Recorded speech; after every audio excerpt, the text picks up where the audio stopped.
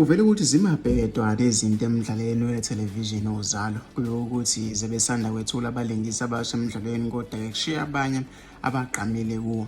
uGugu Gumedo obelingisa indawo kaMamlambo noBaby Celo obelingise kaGabisile nabo ke bayashiya. Kube ukuthi ke bezingekho izinhlelo zokuvuselela inkontileka kaGugu ozalo kodwa ke ube nenhlanhla yokuthola umsebenzi emidlalweni omusha ku-e.tv othi Isphetho Destiny. Umthombo ke wesolozo ubhotshozela izindaba uveza ukuthi uBaby waphelelwa ke umdlandla emidlalweni ngonyaka odlule ngenxa yokungajabuli ngezinto ke ezehlukene. Ngesikhathi kuvela izindaba zokuhamba kaWiseman Ncube naye-ke waveza ukuthi ufuna ukuhamba futhi wabatshela bomdlalo ukuthi ke isikhathi sakhe kulomdlalo siya emaphethelweni.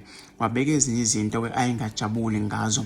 Ekugcineni usekhethe ukuhamba ngokuphelele kuwo.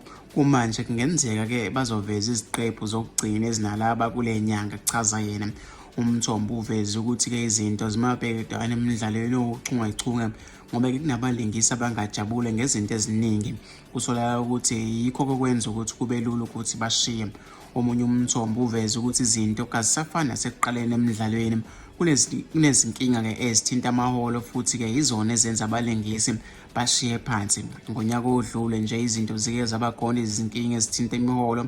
Abanye abalingisi baze bahlala ke bangeza ukuzoshutha ngenxa yokuthi imali yabo yayingangenile. Akusajabulisi ke njengakuqala ukuba ke kulomdlalo yize ke uhamba phambili kubabukeli bakuleli, chaza ke umthombo. Uyivon Siphuko osethembeni ke elibhele lezokukhangisa kuZalo uveza ukuthi okwamanje bazolindela ke isimemezelo esiphuma kwa-SABC esiqinisekisa noma ke sichitha ukuhamba kwalabo babili. Siyabonga ke ukubekezela kwakho konke ke noma ke kwakho konke imibuzo ethinta ukushiya kwalabo babili okwamanje. Akukho ke singakusho ukuthinta ke imibuzo yokushiya nokuqhubeka behlale ke kulo mdlalo.